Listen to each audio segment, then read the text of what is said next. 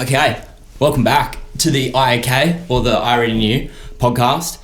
We are chasing our dreams, but we haven't got there yet, but it's all good because we're on the way and we want to document everything along the way, whether that's like systems we're putting in place or mindset or psychological approach, physiological approach, how we're going about reaching our goals and chasing a dream. And we hope that inspires someone else out there to go and do that. Today I've got a super exciting guest. He's had arguably one of the best rookie years in Hyrox to date, and I'm just a massive fan of this guy. I was chasing him down for a while there, and now he's taken a bit of a run for it. His name is Josh from Zeeland, and just want to welcome you onto the podcast today, bro. Thank you, mate. I'm very happy to be here. Thank you. I just have to say that I was chasing you down first, I think. As WA's quickest Hyrox athlete, I think I came into the state and I was like, oh, there's a title that I need to get. Let's go. Thank you, bro. I'm glad to hear that. It was, for context for you guys, it was, end of last year, coming into Melbourne. I was chasing that, and I was actually fastest in WA. And I was going for it and I was holding on to it. And now this guy's come through, again, for more context, has now run since the start of the year. And we'll get into a proper intro in just a sec, but just a bit of extra context. The start of the year ran an hour flat Hyrox Pro time, or Pro Male time. And I was just behind that at that time. And for me to go straight into the mindset of that, I was like, it fired me up, really. Instead of being like, fuck, someone's got me. Yeah. I don't really like that lack mindset. And for me, it was like, if this guy can come into a sport, do an hour, and then next race do a 57, that fires me up rather than being like, I'm never going to catch this guy. I have every intention of being like, if he can knock almost 3 minutes off his time from race to race, and it's like, why can't I? Let's get into it. But let's take a step back. Yeah. Let's go even before Hyrox, maybe give yourself a bit of an intro, where you're from, how long you've been in Perth maybe as well. Yeah, so I've only been in Perth since the start of the year. My girlfriend Poppy got into med school here. We were initially living in Melbourne prior to that, so I've been in Australia for close to 4 years now. But we moved over to Perth together. She's originally from Perth, so I've been here since the start of the year. When I first moved over, I was playing rugby. I have played rugby, or did play rugby my whole life, up until about 2023. I had a pretty bad knee injury. I tore my ACL, which sort of allowed me to reassess things a little bit, allowed me to take a bit of a step back and sort of see what I actually wanted out of like training and sport. And I kind of figured like I've always loved the training side of things. I love to compete as well, but training's always been a big part of my life, and during the summers I'd always do my own little pre-seasons individually. Just love to see the progress that I could make during the off season when most people would just like take it completely off. I was always like, I wanted to train, I wanted to keep going. As soon as we were allowed into the gym at like 15 years old, I was like, I wanted to go every single week with my mates, and I suppose I just kept that up. I just kept going. I was like, it just itches something in my brain that I like, and I just kept going. And then, I suppose with rugby is like, I was fortunate enough to play quite a high level, or no, high level was a bit of a stretch in Luxembourg, but I managed to represent the national team, which was a huge honour because sounds like a high level to me, bro. It was a awesome experience. Like my dad had played for the national team, he was the captain for a while as well, so to be able to play in that team was pretty exciting for me. And then just the memories as well that you make with the people from the national team is just fantastic. You get to travel to some European countries that you never normally go to. I played my first international cap in Ukraine, which was an awesome experience. Crazy scenes out there. It's like somewhere that you'd never normally go on like a holiday or anything like that. So it's just one of those like, how did I end up here type situations playing rugby. I think I was 20 at the time, and like facing up against these huge Eastern European Ukrainian blokes, and then watching the crowd like during the national anthem. It was like, it's pretty intimidating. I mean, we lost, but it was I have some very good memories from that trip. How tall were you, and how much did you weigh at 20 years old? I'm probably not that much different to where I am now. I'm probably a bit heavier. I've trimmed down a bit since my rugby playing days. like at the moment I'm 6'2" and 86 kilos, but when I was playing rugby, I think at my heaviest, I was around like maybe 92. Okay. Yeah. Like, but at the time I was pretty slow. I was pretty sluggish. I had a lot of injuries. Like I was carrying a lot of like soft tissue injuries. Yeah. Mainly in my hamstrings. Yeah. Couldn't get into a sprint to save my life. Right. That's a common indicator that you're going to tear an ACL, isn't it? A weak hamstring sprint ability. Potentially, probably. But for me, it was just like throughout my since I went to uni, I tore my hamstring for the first time, and then after you tear it the first time, it's like you're more likely to have a reoccurring hamstring injury. So that just kind of plagued my mind as well for rugby, and it kind of took away some of the enjoyment of the sport as well, because I was like, I was an outside back as well, so where like speed is quite important. Yeah. And like every time I go and try and get into a sprint, there was part of my mind that would be like, can't do this. Don't do it. You're gonna blow up anytime soon. So I feel like I'd always be running at like 80-90%. I'd never reach a full sprint, and if I did, I'd tear a hamstring. But you could just keep going. Like I could keep going. Yeah, repeated efforts was your thing. Yeah. Huh. Interesting. Yeah. Very interesting. I've also seen over your last year you've changed flags about 3 times. Give us the rundown on that. What's going on? It's a bit of a weird one, but for a bit of context, I'm half English and half Dutch. So my mum's English, my dad's Dutch, hence the Van Zeeland. I was born in London, but we only lived there for about 2 years and then moved over to Luxembourg. Yeah. And then lived in Luxembourg from the age of 2 to about 18 when I left to go to uni in the UK. So during that time where I was living in Luxembourg, I got... that's when I was able to represent Luxembourg through residency. Yeah. So I was just like, when I got into Hyrox, I think initially, for some reason, I was racing under the Australian flag. I think I just forgot to change it when I went into my open race. Right. Yeah. And then they just carried on with that through Worlds as well. Like on the podium, my flag is Australian, even though I was like representing Luxembourg there already. Yeah. And then... like when I was racing after that, I was like, it'd be kind of cool if I could still represent Luxembourg in a way. Absolutely. You know, I thought maybe it would be, because Luxembourg's such a small country, people would be interested in it, but never really got any interest, never picked up anything. So I was just like, well, whatever. Yeah. And then, to be honest with you, it was just like the whole visa situation and the British passport situation. I was just like, I'm just going to make it easy for myself. I've got an English accent. My mum's English. I speak English. I'm just going to go Great Britain, UK. I'm going to represent England. And we're staying there. I'm staying there. We're staying there. Cool. I'm not going to move. Just going to make it very easy for myself. To be honest, I don't think it bothers anyone. I was just interested to see, and it's good to... It just keeps changing, and I'm just like, I'm going to make it easy for myself now. Yeah, it's good to give context. Yeah. Gotcha. Well, cool. Good to get context before all of this Hyrox stuff happened. And then, like I said, Melbourne, first race, open, solo. Yeah. How was that? It was good. It was like a really interesting experience, I think, because before that I'd done, like after my knee injury, I sort of was watching a lot of running content and getting really into like running, and I was like, I think I'll maybe give rugby, like finish there with rugby, and then just sort of see how I go with running, not really think about like times or anything like that. I just quite like the idea of going far, to start off with. Like my first running session back that I did after my ACL was like 10 by 100s, like just to get the legs going again, and then slowly build up over time.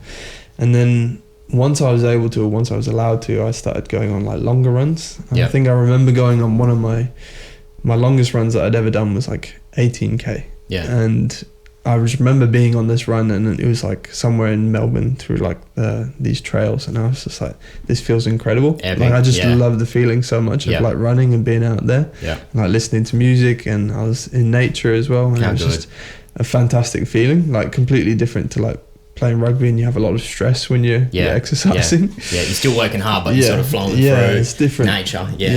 So I guess that feeling of like, hitting the 18k, I came back, I was exhausted, and I was just like, it just felt so good, like runner's high, I suppose. And then after that, I was like, I want to see if I can increase every week. Like every week I'd like map out, okay, on Saturday or Sunday I'm gonna go on a long run, like and see how far I can go, and it just gradually got bigger, and like I think I hit a half marathon and then 27k, and then I started getting a little bit stupid with it. And then because I'd actually been signed up to the half marathon, the Melbourne half marathon through work. We got free tickets, and I was in my phase of like doing these long runs every weekend, and I was like, oh, I actually kind of want to see if I can. So I lived in Brunswick at the time, which is kind of north side of Melbourne. Yeah. And I was like, I want to see if I can run down to St Kilda, which is like quite far south. Yeah. And I was like, all right. 2 hours drive, isn't it? Something like that. Well, it's not that bad, but it's like it's a bit of a trek. And I think I got down there, and I wasn't running for pace or anything like that. I was just like, I had my vest on and everything, I had all my gels and everything. And I was like, I got up real early, and I'm just going to set out, see how far I can go, and kept going. And then I think I got to about Brighton, so where all the famous beach houses are there. Yeah. Hit that, took another gel, took like a bit of a break there, and then started going back. And then I think I reached Brunswick again, and I'd reached like 40k. Fuck. And I was like, oh, be a bit crap if I stopped here, so I'm gonna hit the 42. So that was my first marathon, and it was just such a cool experience. And I was like, if I've just done that, and like I was exhausted and I felt a bit crap afterwards, but the feeling like mentally was like unreal. Like, what else can I do? I suppose then the week or two after, I had to do the half marathon. And I sort of went into that a little bit sheepishly, because my knee was still like not 100%, and I was still wearing a knee brace when I was running the whole time. I didn't really go into it with too much of a time goal. I think sub 1 hour 30 was like kind of a goal in the back of my head.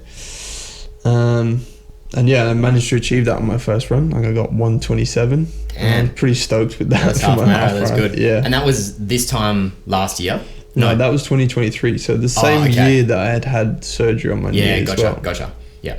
So I had a pretty quick recovery as well off my surgery for my knee. Yeah. But like that whole recovery process took quite a while. Like you can't really walk for the first 2 weeks. Yeah. Had to do a lot of stuff on the bike just to get the legs moving again, and then slowly introduce running again.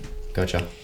But then I suppose I did that half marathon, and then after that signed up through work again. I got a ticket through for the Great Ocean Road Marathon. Oh yeah. So that's seen that one. Yeah, that's like 44k. Yeah. Another great experience. Got to go down to the coast in Melbourne, which was beautiful. Yeah. Had a few friends with me, and my partner and Poppy.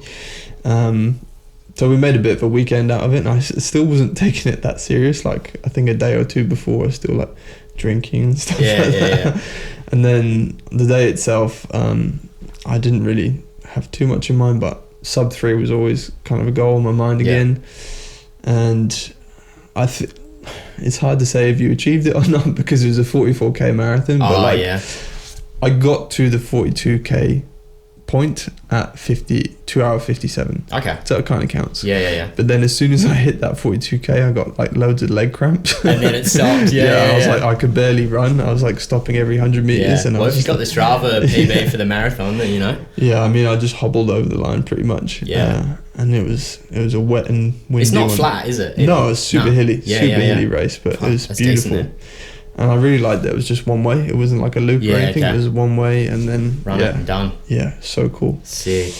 And then I suppose that next year I trained properly for the Melbourne Marathon. 2024. Yeah. Which would then be on in July or something like that, August. It was October. Oh, October, a bit later in the year. Yeah. Okay. So that was. I've been in Europe, and then I came back from Europe, and I had about 12 weeks to train for the Melbourne Marathon properly. And I was like, I'm gonna, like before the other marathon, I didn't really lock into any sort of training program. I get on like 5 weeks maybe, and I'm like, oh no, stuff this. I'm just gonna run wherever I feel like it. But for this one, I was like, okay, I'm gonna stick to this plan for 12 weeks. Like no matter what, I'm gonna do every single training session that I need to do. So that 12 weeks was really, really hard. Yeah. It was probably one of the hardest like training blocks that I've ever done. Yeah. Because it was increasing by 10% every week, and it was the first time that I'd been doing like long interval like threshold sessions. Right, yeah. And knowing what it felt like to like probably hurt during a running session, as opposed to like just do what you can. Well, through rugby you do like running sessions, but they're usually pretty short and sharp, like 10 minutes max. Right, yeah. These were like hour long. You're not doing 5x2K or anything like that. You were doing yeah. Yeah. So some of those marathon sessions were like, as you say, like 3x5K and like grueling. Yeah, they were long. Yeah. And then obviously like the Sunday long runs were like you run up to 36K on 3 hours on feet is ridiculous.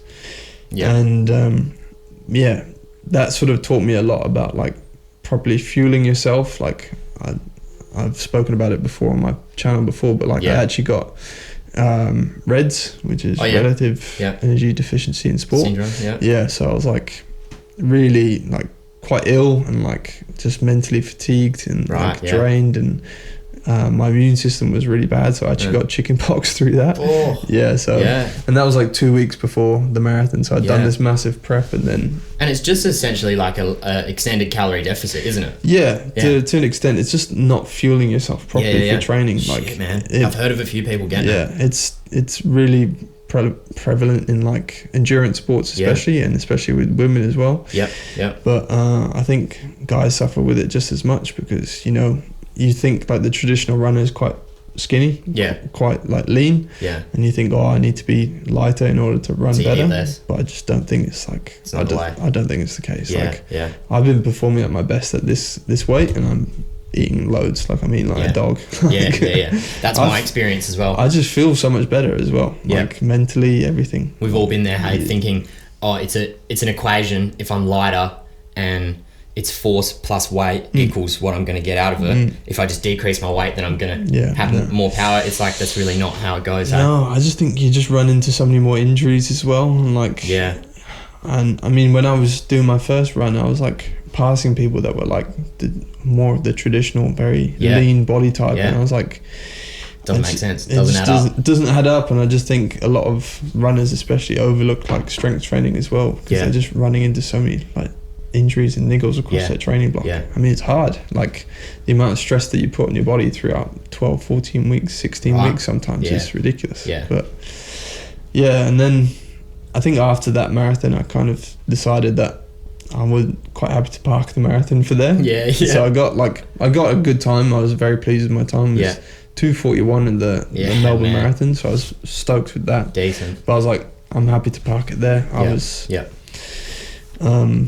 I think halfway through that marathon block, I was like, I saw that Hyrox was coming to Melbourne, and I was so excited. I was like, I really want to sign up for this, because I'd heard of it a while ago with me and my mates. We saw it in Europe. In Europe. Just like, I think one of my mates sent me a video. He was like, I think you'd actually be quite good at this. And I was like, well, it does look like something I'd quite enjoy actually. But I was still really into rugby at the time, so I was like, maybe eventually. Kind of brushed it off, didn't really think about it too much. And then during the marathon block, I was like signed up for Hyrox, spoke to my coach at the time, and we were like, okay, maybe towards the end of the marathon block we start to like add in a few little Hyrox or erg pieces as well. And then kind of went from there. But as soon as I finished the marathon, went straight into Hyrox training. Let's go. And honestly, still had a lot of hangover from that, like the sort of fueling side of things and like energy deficiency, like from the marathon going into Hyrox. Knocks you, doesn't it? And you did, like to credit to my coach, she is a fantastic coach, but we just didn't really know how to train for Hyrox. Still, I feel like it's quite common that a lot of people don't know how to train for Hyrox. And it's like most people feel like you need to flog yourself every single session, which just isn't the case. And I had to learn that the hard way, because like I was coming out of these sessions like, this just doesn't feel right. Like so many people do. And then they just go, it's all about the grind. It doesn't matter if you're tired, hit it again. You watch a David Goggins compilation, it's like, shut up. Like, get back out there. I was like, I'm just being a bitch. No, you have to give yourself a little bit of grace sometimes. And I feel like now a lot of people are coming to the like conclusion that you need that balance. You need the hard days, easy days, Yeah, and you know, totally agree. you can't be redlining every single session. You just got to cook yourself. The quote of the week for me this week has been, if hard work led to success, then the donkey would own the farm. Right. So that's like, get your rest, man. Oh, true. Yeah, that makes sense. Yeah. How you work is important. It is. It's true. Like, yeah, I sort of figured it out a little bit myself along the way. Like, I would do easy sessions like I'd always do double days. Yeah. Like I do one hard session, one easy session during the same day. Like maybe like every day. Like for a long time I have been doing that. Yeah. Like maybe I do some sort of threshold work in the morning and then maybe just like easy bike in the afternoon. Right. But I just thought, that's what you do. Yeah. Also, I just enjoy it as well. Yeah. Like I just enjoy the training. Move to move. Yeah. Yeah. And I think partly I was kind of just bored as well. So I was like, what should I do? Go do a session. May as well just train. Yeah. But I think that's just something you have to find out for yourself. Yeah. Like where your limit lies and what sits well with you. Like there have been definitely, it's still something that we're learning at the moment now with me and Chris, my coach. Like some things I respond really well to, and then other days it's still a bit of an overreach, and then you're struggling to recover from that. And then you wonder how much you need to bring it back with the anxiety of worrying about losing fitness. Yeah. How much do you sit back? How long do you sit back for? Yeah, I think you don't actually lose as much fitness as you think. Yeah.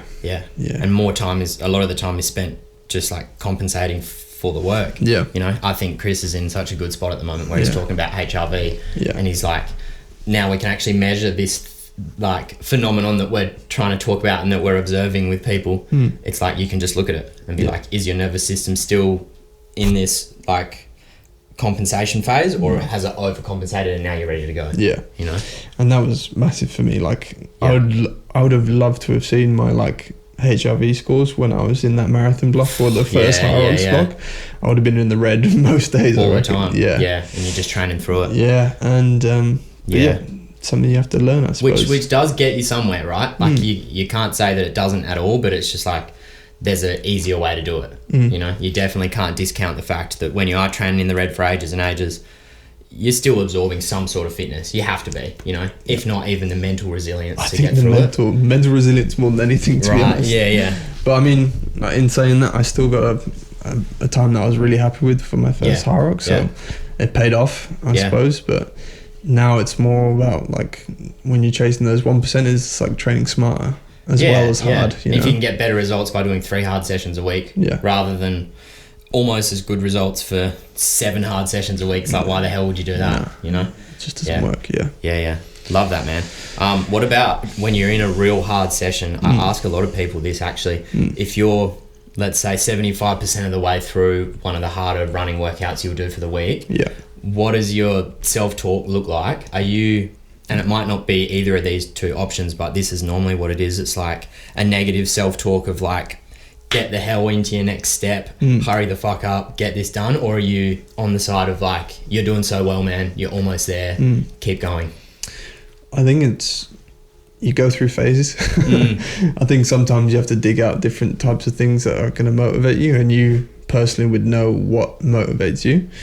I think for me, more recently, more than anything, it's like a bit of visualization has helped a lot. Like instead of self-talk, it's more about like thinking about how's this, like what I do now is going to affect how I feel in the race. Like imagine how you're going to feel at this point in the race. Like, you know, you want to sort of visualize that sort of feeling, and being able to push that past that in training is a good feeling as well. And I think it's pretty important to how I train. So I think visualization has been really good for me, especially like when you're working on like a weak point in training, like something that you've identified as a weakness.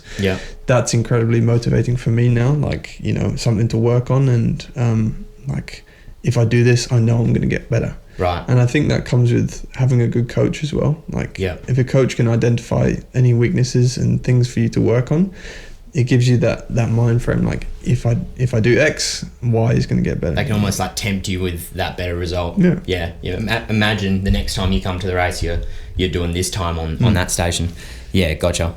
Because like Hyrox is like basically the race is a direct correlation of how you performed in training. Like, you're not going to pull out anything spectacular on race day that you haven't done in training. Yeah, it's just not going to happen. Yeah. Not in a sport like this anyway. No. Yeah, it's just not going to happen. It's so capacity reliant. Yeah. You know, gotcha. And what's changed from Melbourne open solo to running in Seoul? And I don't mean like, oh, I wasn't so good at wall balls, I've got better at wall balls. I mean, like, in between the ears, what's changed? It might be self-talk, it might be the way you approach your week, your month. Yeah. What's changed? Oh, I mean, so I was still living in Melbourne at the time during my open, and I suppose one thing that has been a major change was, like, I suppose, coming over to Perth, like the people that you surround yourself with. Like, it's not to say that I was surrounded by bad people in Melbourne, sorry. Yeah. But I was definitely in, like, going out a lot. Gotcha. I was going out drinking a lot. It's a cool place. It's easy to do. It's a sick place, man. Yeah, a lot of culture going on. Yeah. I don't regret any of that time as well. Like, I loved it. And still, like, I'm very close with a lot of those people as well. Yeah, for sure. And then coming over to Perth, it was like,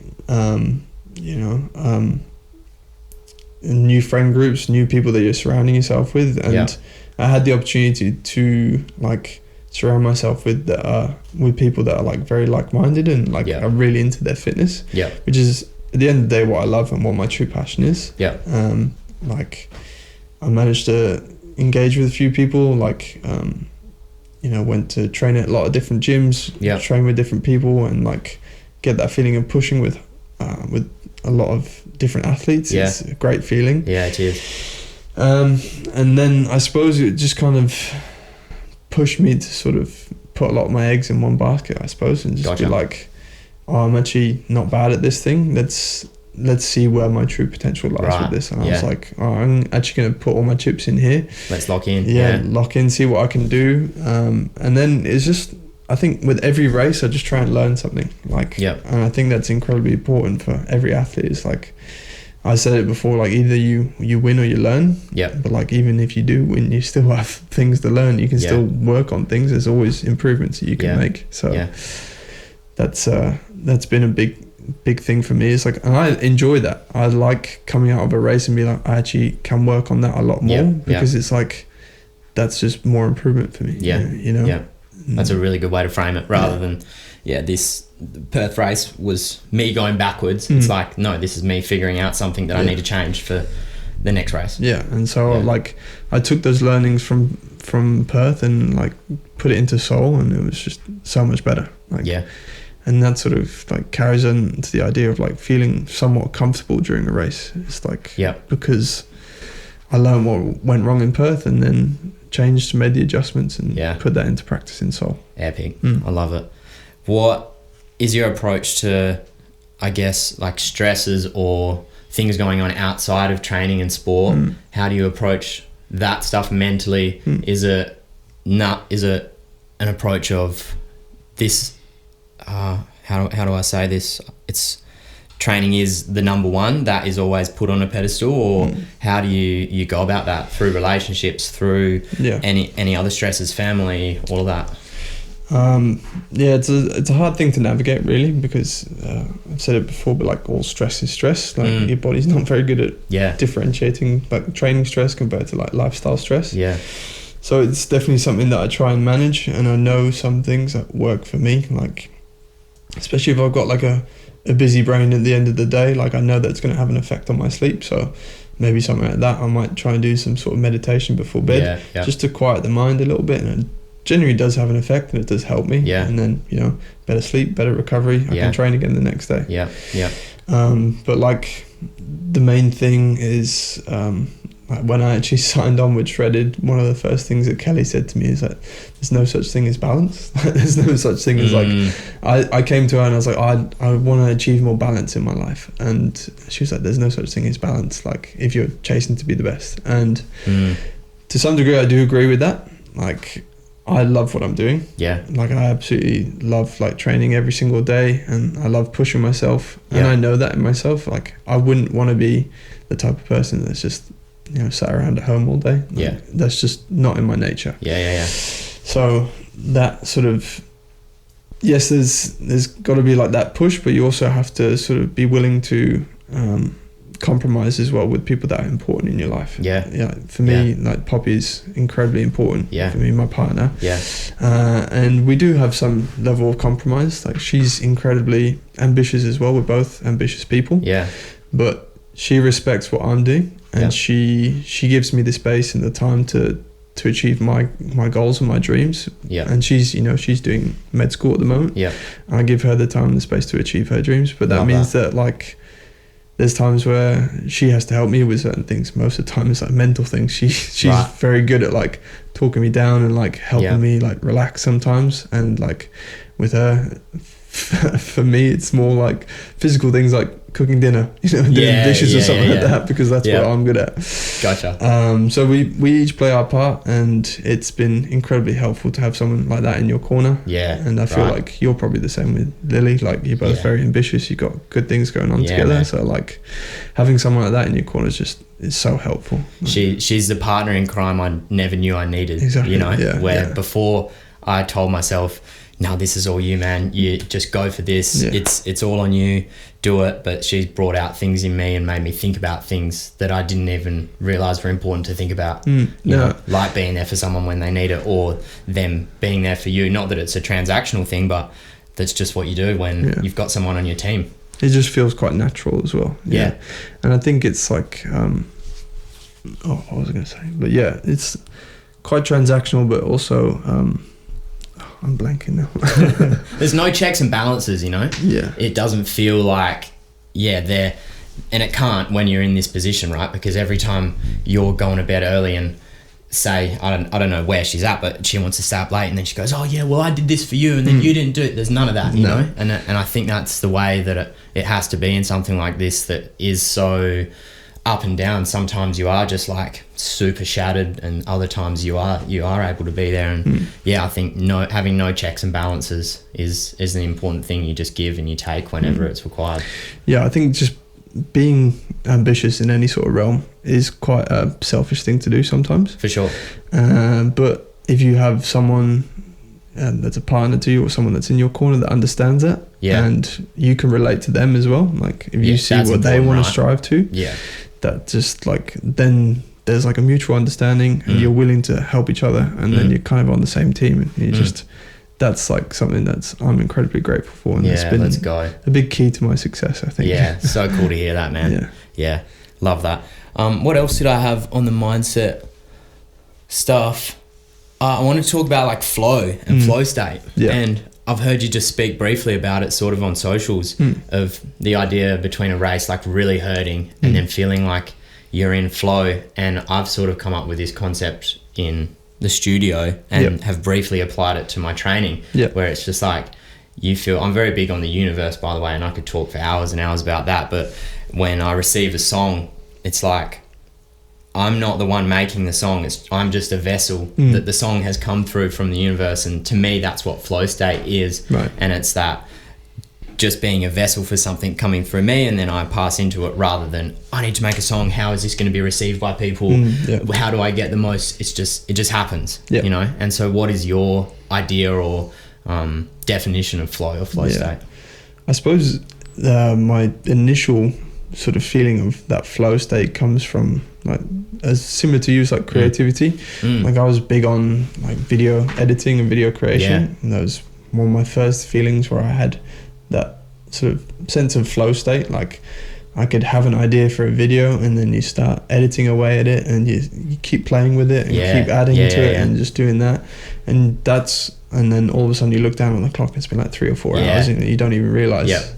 And that was my first sort of sense of like that flow state, I suppose. But then from a racing standpoint or training standpoint, it's like, to me, the feeling is just like you feel like on top of the world almost. Like, every stride feels really strong. You just like, the weights feel a lot lighter, you're kind of moving in this like way that feels very fluid, and everything's just firing on all cylinders, really. But like, you kind of need to bring it back to your mindset during the race as well. Like, that comes back to like the self-talk stuff. If you say to yourself, this is hard, I feel slow, I feel heavy, I feel, I'm not moving as well as I should, that's going to have an effect on how you actually move. Sure. You know, if you say I'm feeling light, I'm feeling bouncy today, like, then that's going to show in your racing as well, and how you move. Like, it's just what you focus on grows, essentially. You know? So if you were to sort of make an instruction manual, not that there is one, to get into flow state, you would say the first step really is thinking about your mindset. Yeah, positive self-talk is always going to be very helpful. Like, if you're constantly slagging yourself off and, you know, being negative, can't be doing that. It's just going to weigh yourself. You're going to weigh yourself down. I think there's definitely a sense of like positive self-talk, but also I think lowering the stakes. You know, sort of taking some of that pressure off you. People love to put pressure on themselves for Hyrox. Like, yes, it's a very overstimulating event, and it's like a big thing for a lot of people because you know, most people nowadays don't have like a big event to train for. Like, you know, most people aren't professional athletes, so they don't get the chance to be under the bright lights all the time. Have like a crowd cheering for them. I always say competing is another muscle. You know, that's another skill you need to develop. So just like being in that situation is incredibly stressful. And people put all these goals, and they have like social media probably pays into that as well. You need to have a goal if you're doing a race. Can't just simply go out and enjoy it. You need to have like, tell me your time goal. But like, if you lower the stakes, and that, for me, that comes back to that idea of you know, either you win or you learn. If you just see it as another data point in your training, it's just like that feeds into your training, and then you can keep learning and keep improving. You got to see a bigger picture with these things as well. It does help you lower the stakes a lot. Where does your relationship with ego play into things, and have you thought about that before? I think Perth was a perfect example of my ego getting the better of me. There you go. So I'd had a smidge of success before that. You know, I'd come off a very good like Sydney race, the 55-20, and I was like, hometown race now, I'm gonna you know, tear this up. You know, I'm feeling good. And then got into the ski, and I was like ripping faster times than I'd ever done in training. I remember seeing you. I thought, fuck, this guy is absolutely a monster. Cooked myself. And then, as I say, like, you either have like a flow race, or like the race is going to feel like a drag, and that race definitely felt like a drag. Like, after that, it was just pain, and that's when negative self-talk comes in as well. And I was like, got to the rower, and I was like, I don't know if I should be doing this anymore. Like, what am I doing here? And then it was just like, oh no, this is, I don't know if this is for me anymore. I just grinded it out, and then, you know, finished and ended up in a big heap after the wall balls. And I was like, that sort of took a lot of the wind out of my sails, and I needed to pick myself up after that. Like, I had a lot of messages with Chris, so I was like, I don't know if I should be doing this. Like, I had to sort of pick myself back up in training, and slowly find the fitness that I had before that. And then it's just been always a bit of a process, and then thankfully I had a good race in Seoul to pick up that momentum good again. On you, man. It's a roller coaster, isn't it? Absolute roller coaster. There's a guy called Stuart McMillan that I wanted to bring up with you, and we were talking about it before, and you haven't heard of him, but he essentially talks about this idea of tension and release and flow state in specifically sprinters. And I've sort of come up with this concept of the opposite with Hyrox that I want to sort of run past you, where he says they're like, sprinters are like coils, where they wind up at the start of the race, and everything needs to be tight and perfect mechanically, and it needs to be locked in place so that they can apply as much force to the ground. And then the last 50, he encourages them to just release all of that tension and that pressure and just run the bloody thing, you know, and they just run through that, and that's sort of how they coach it. But for me, I'm trying to see more of a Hyrox race as almost the opposite, where you're trying to just be a bit free-flowing and released, if you want to call it that, and then really giving it a bit of a kick at the end and having that tension and thinking exactly about how you're running when you're under fatigue, when you're doing your lunges, and then when you're doing your wall balls, because obviously your form and all of that makes a massive difference to the back end of the race. I don't know, I just say all of that to say that there's definitely a philosophical approach to these races that really helps, right? Definitely. Seems like you've done, you know, a little bit of that when it comes to flow state. I mean, I had a bit of a mentor when I was still playing rugby, Joe Goodman, and he said something about similar to what the coil thing was. He was like, and I realised that I was quite a big confidence rugby player. Like I'd play my best rugby when I was feeling confident and quite relaxed. And if I was too like wound up and I was too stressed before a rugby game, I just would overthink everything, and you choke a little bit. Yeah. So I've kind of brought that into Hyrox. I try and keep it really like lighthearted and try and relax as much as possible. Yeah. Like one of my athletes mentioned the other day, he was like, I saw you at the start tunnel in Perth and you were smiling. I was like, how on earth is this guy smiling right now and just have a good time? I was like, I just need to do that, otherwise like I'll just be too wound up and things are just going to go wrong. Yeah, you got that tension. Yeah. He said something like, you need to think of it kind of like a flag. Like if the flag is wound up around the flagpole, you can't actually see the true colours, right? Yeah. If it's unwound, it's relaxed and it's free flowing in the wind, you can see all the nice picture, and you can see the colours of the flag. You get to see the colours of the flag. Yeah, so you need to unwind a little bit, relax a little bit, and have fun. Yeah. This is the victory lap, as they say. Yeah. The worst part is the training. The race is the fun part. Yeah. You get to get out and this, Stuart McMillan says this too, it's like, because he used to be an artist too and a producer, it's a form of expression really. Like how you do your sled push and how you do everything. It sounds a little bit nerdy or a bit like, I don't know, philosophical, but it is. You are expressing yourself and you're coming out and you're doing this all in a random way that then makes everyone go, whoa, that was crazy, and crazy for it, and just all based on the way of how you do this or how you do that. They all praise you on it, and it's a way to express yourself, the same as like the clothes we wear or the art we make. And fitness is something that can be thought of as that, which I think really romanticizes fitness and makes it just like fucking awesome, which is why I love fitness. I mean, I was thinking before my soul race, like I tried to lower the stakes as much as possible by just seeing it as like the most ideal like training situation to do like a sim. Yeah. You get into this massive venue, all your lanes, like, when you go to the gym, sometimes it's busy. There's like people there, you can't get the sleds if you want it. This is like everyone's... It's like perfect. It's like the exact training scenario that you want, so why not just go out and treat it like that? Just go for it. There's tunes playing, there's people cheering you on. Like, I love that. What a better place to do it. Yeah. Absolutely love that. That's cool, man. It's cool to dive into your mindset. And also I just felt like with the other interviews there wasn't as much out there with that sort of stuff, and there's obviously something going on in between your ears that is not just a dumb joke. No, I mean that's different to the next person, that's like, no, I wasn't saying that at all. But it's really cool to see. I wanted to ask some selfish questions for myself, because I think that there's probably someone else in my position that is like, I'm going to get some value out of this.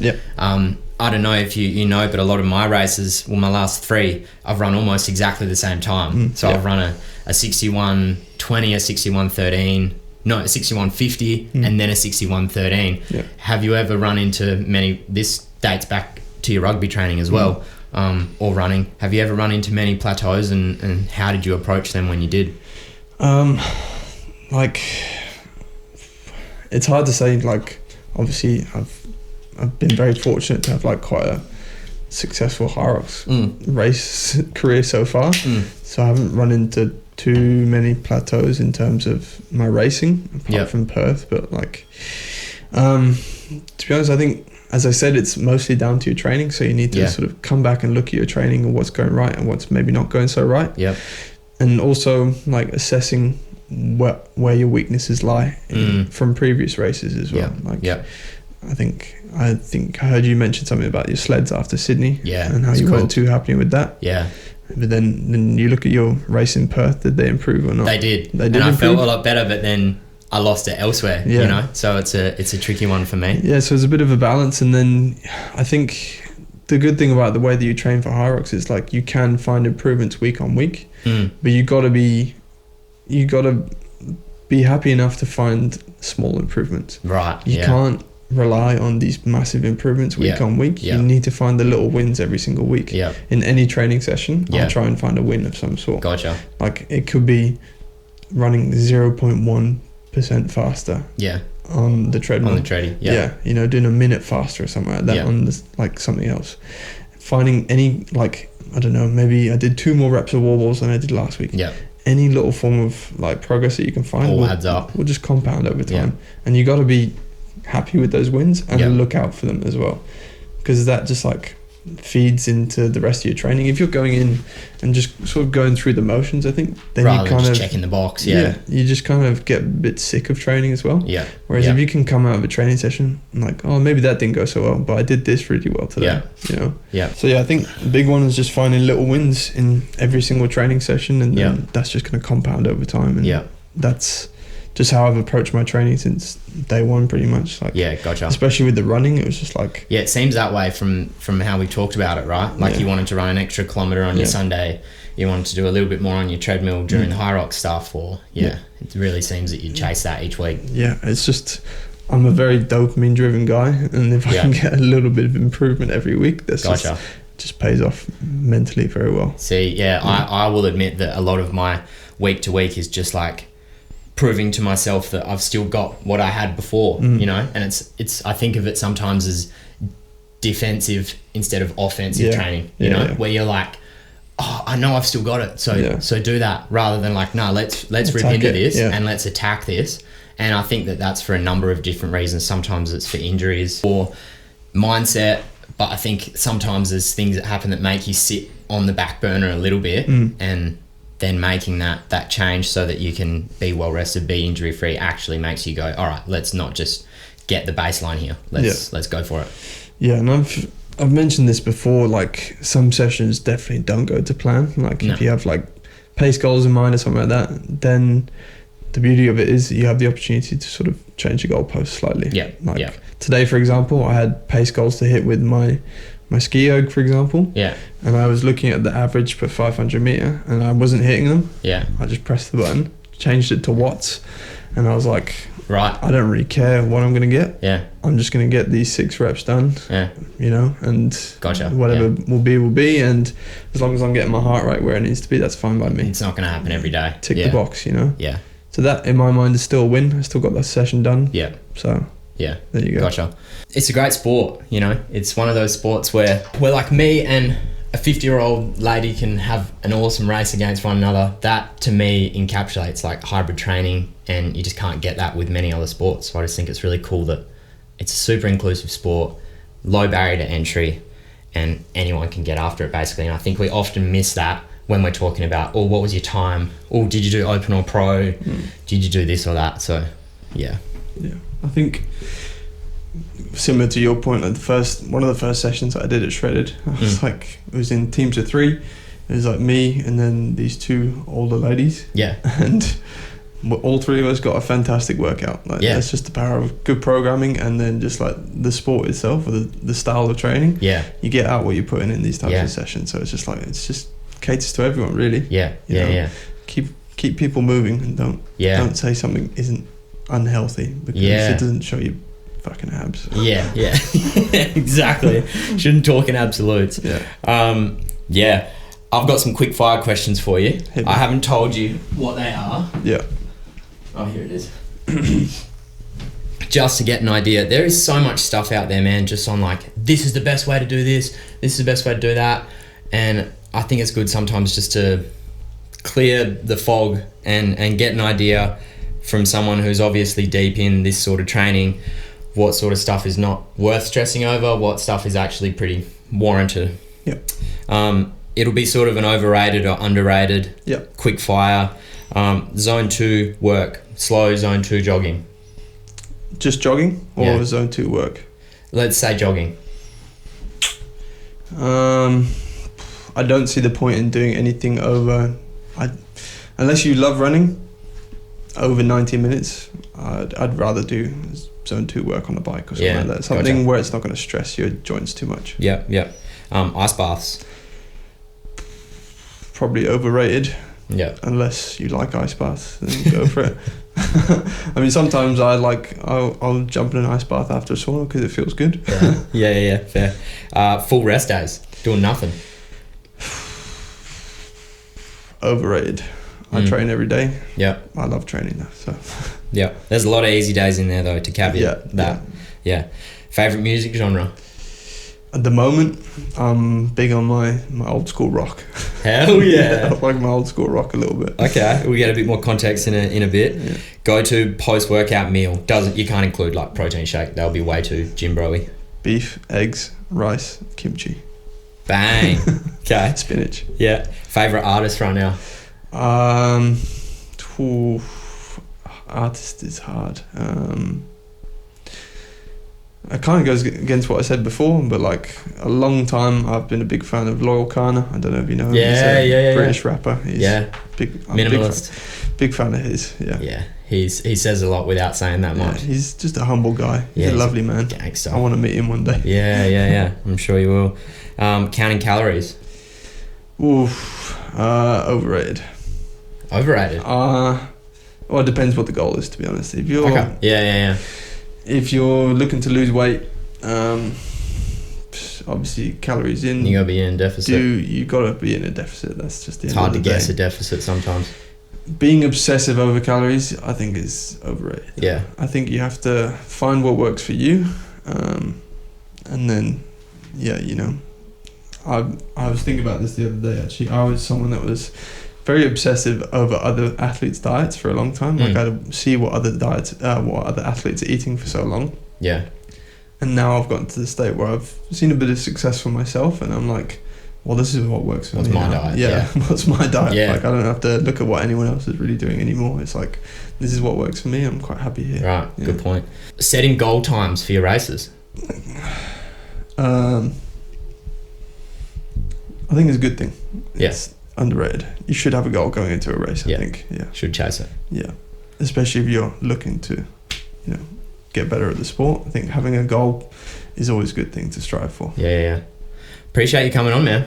Thank you very much. Sorry I spoke so much and yapped your ear off. That's what we want. We want to get into your mindset, into, what makes you tick. So, no, I appreciate it, bro. And I want to personally wish you the best of luck with everything that's coming up. It's exciting to see, and it's motivating for someone like me who's trying to chase a similar thing. Mate, I'm sure you'll crack 60 in Melbourne now. That's the way. Because of this chat. Yeah, you can claim that. Yeah. Thanks again, bro. No worries. And see you soon. Thank you, guys. We're going to Melbs. That's going to be fun. And then we got some really exciting stuff coming up start of next year. So we're going back to the UAE. We're going back to Dubai. That's going to be really fun. And we'll do some more content in the lead up to that and when we're there. Peace. Thank you, guys. Go chase a dream. Talk soon.